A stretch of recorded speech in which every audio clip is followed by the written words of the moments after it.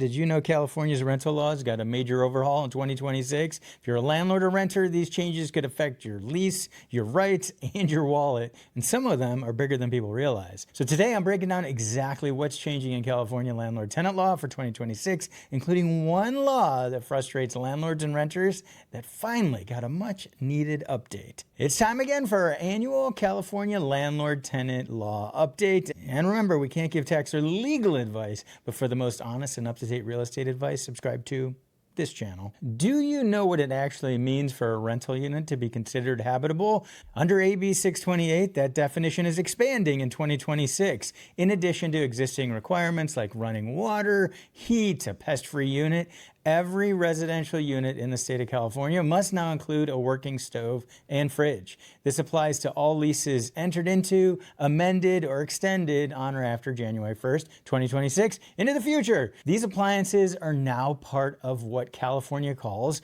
their statewide habitability standard. This means landlords are responsible for repair or replacement. Tenants can choose in writing to provide their own fridge, but if they later change their mind, they can request the landlord provide one with a 30 days written notice. And if a landlord fails to keep the stove or fridge in working condition, the tenant may have the right to repair and deduct the cost from rent. So what exactly happens to a rental unit after a major natural disaster like we had in the recent LA wildfires? That's where SB 610 comes in. That law clarifies the landlord and tenant responsibilities when a rental unit is damaged by a declared emergency like fires, floods, or similar disasters. If a unit is under a mandatory evacuation order, the tenant does not owe rent during that time, and any prepaid rent must be refunded. So for example, you paid your rent on the 1st, a mandatory evacuation starts on the 15th, the landlord must refund the portion of rent covering the period after the evacuation begins until the renter can move back in. After the disaster, landlords must use licensed remediation contractors and follow local guidelines to address the hazards like smoke, ash, mold, and debris. Importantly, the tenant does not have to pay rent again until the remediation is completed, and tenants have the right to request copies of environmental studies, tests, or reports related to the cleanup. Once the unit is cleaned up and ready for occupancy again, the tenant can move back in at the same rent that they paid before the disaster started. Now, one key clarification in the law,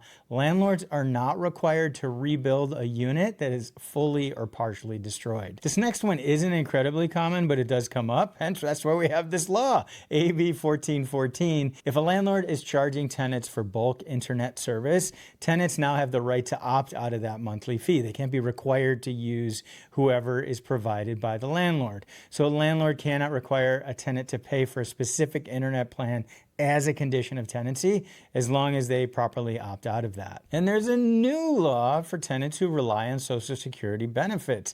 AB 246, which went through several different versions. It started out as an LA County rent moratorium before it changed. The final law creates a temporary eviction defense for those who rely on Social Security benefits. So if a tenant's failure to pay rent is directly caused by Social Security benefits being delayed, reduced, or terminated, and it's through no fault of the tenant, if the landlord moves forward with an eviction, the renter can use this as an affirmative defense for non-payment eviction cases. This does not erase the rent that's owed. The renter still has to pay it, but it does offer protection until the Social Security payments are rolling back in. Finally, let's talk about one of the biggest friction points between landlords and renters, and that's refunding the security deposit. AB 414 modernizes the way deposits can be returned. Until now, landlords were required to physically mail a check along with an itemized list of deductions, plus comply with the new photo documentation rules.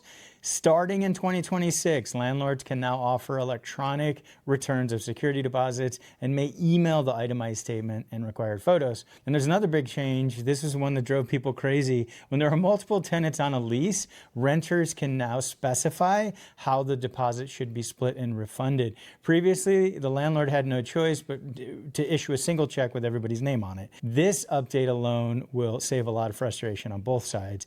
But these changes to the security deposit laws were definitely overdue. Now that you're up to speed on 2026, do you remember the biggest changes from 2025? Things like the screening fees, when those must be refunded, the 3 required sets of photos for properties, and the change from 5 to 10 days to respond to an unlawful detainer action? Yeah, if you don't remember those, this next video right here will refresh your memory.